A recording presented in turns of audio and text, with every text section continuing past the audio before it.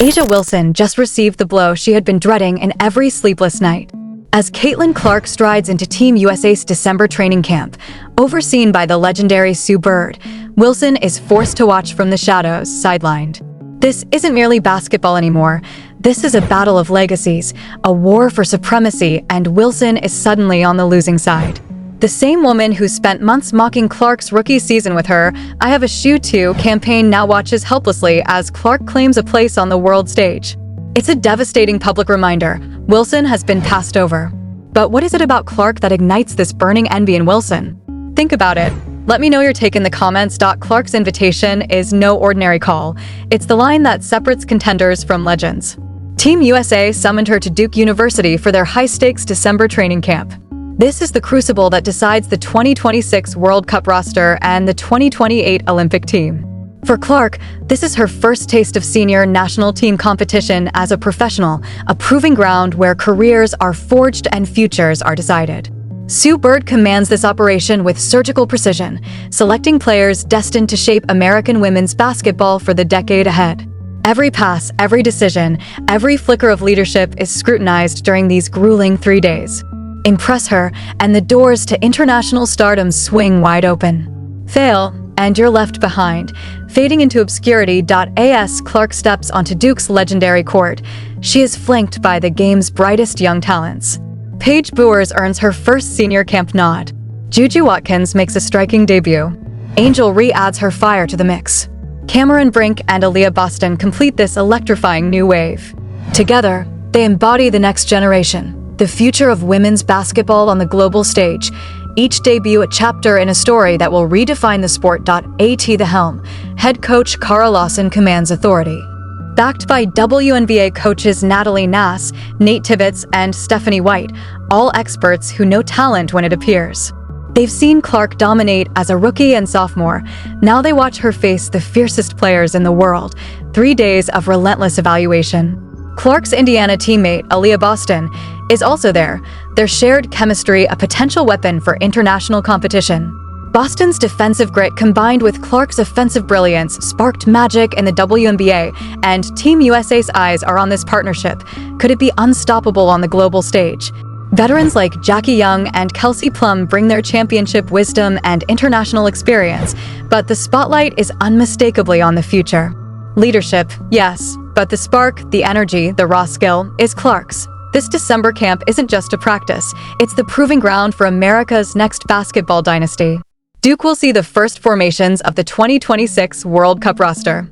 The 2028 Los Angeles Olympics await, ready to showcase those who survive this crucible. Clark has positioned herself at the epicenter of both campaigns, a linchpin of America's basketball ambitions.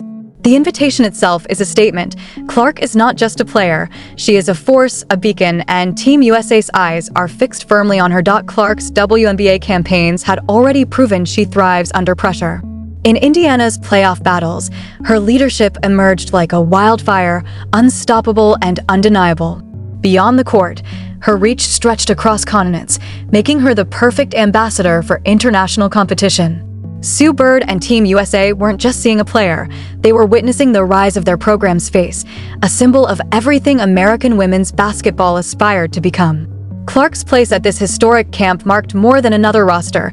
It was the moment she transformed from WNBA phenom into a global basketball icon. The December sessions at Duke were set to push her to the edge. Every drill, every scrimmage, every split-second decision would be evaluated. Coaches would test her adaptability, her chemistry with teammates, her ability to dominate in every lineup. Success here wasn't just about making a team, it was about stepping onto the world's biggest stages, claiming a legacy few could even imagine. And then there's the silence.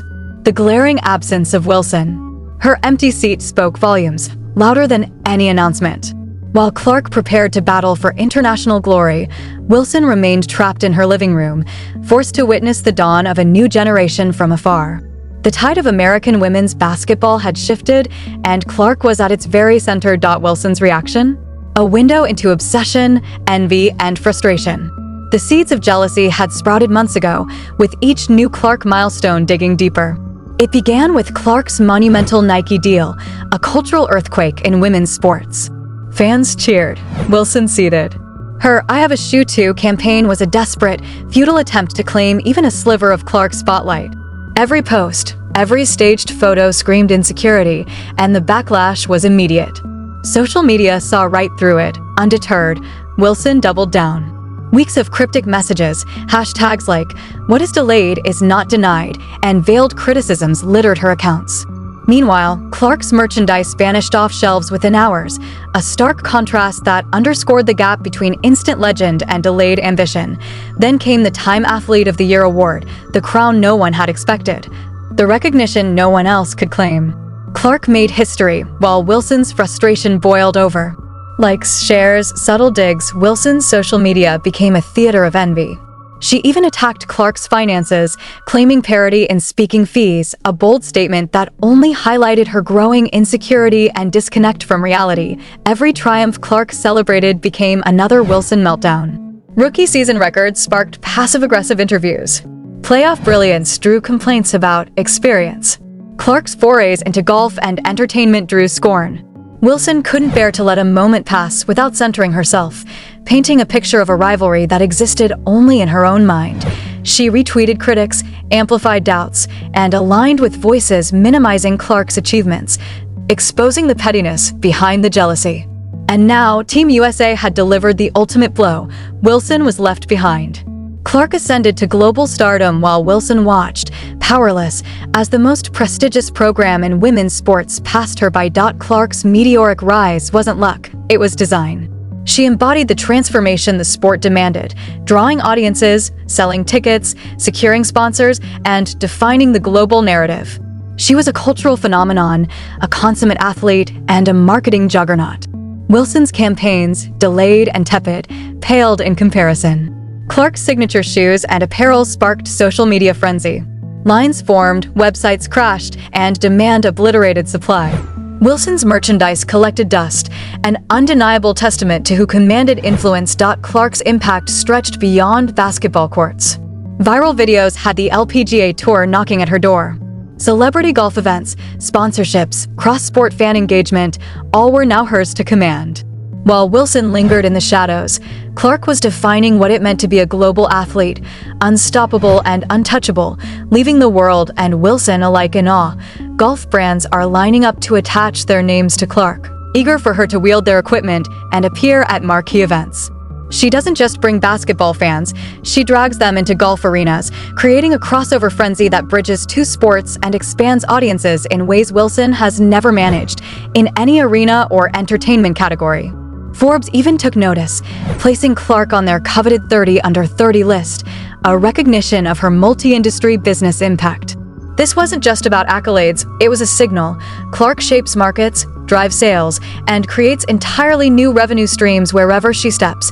She speaks on business podcasts, commands attention at corporate events, and offers lessons in branding and fan engagement that major companies now study as textbook examples of athlete marketing mastery. Wilson, despite a longer professional career, has never reached this echelon of influence or recognition. Clark's rookie season shattered viewership records at every turn. Networks shifted schedules to ensure her games aired live. Streaming platforms experienced surges in subscriptions whenever she took the court. Road games turned into mini-events, attendance doubled, local businesses thrived on the surge of fans, and every arena seemed electrified by her presence. Wilson's performances, while solid, never generated this kind of economic tidal wave. Clark's approach to success is magnetic because it is authentic. She celebrates teammates after victories, shoulders responsibility in defeat, and never misses a chance to sign an autograph for a child in the stands. Her social media radiates team triumphs over individual glory. Fans sense sincerity. They feel Clark's humanity, not a calculated PR persona. In stark contrast, Wilson's platforms revolve around personal accolades and self-promotion, highlighting the widening gap in public perception.